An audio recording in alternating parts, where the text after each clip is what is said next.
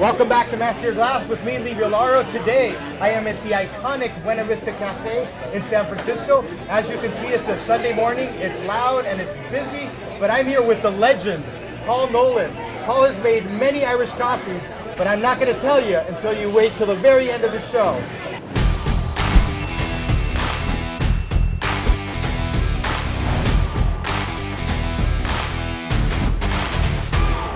What I'm going to do here is I got about 26 Irish coffees that I'm going to make, and I'm going to go through the process. Okay. And the first thing we do is put hot water in. Love it. And hot drink, hot cup, right? Yeah, just help warm up the cup, because whiskey, when you put it in, will cool it off some. So you want to get a little bit warmer.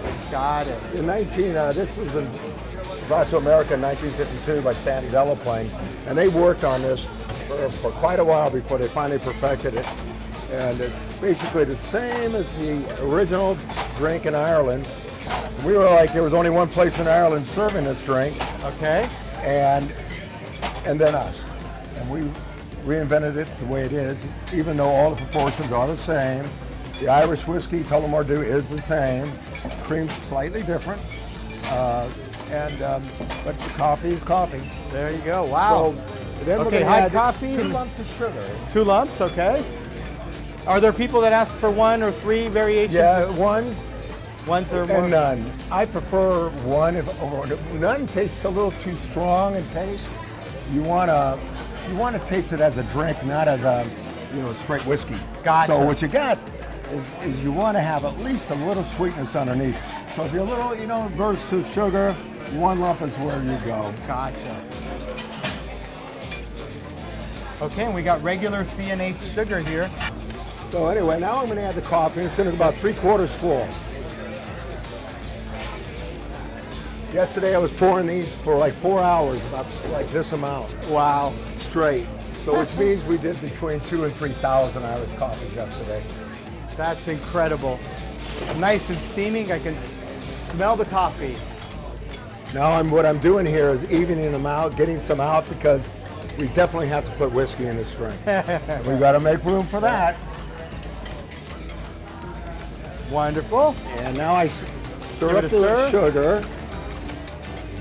How do you manage to keep your jacket white? I don't. You wait 15 minutes and it's not white anymore. I love it. So,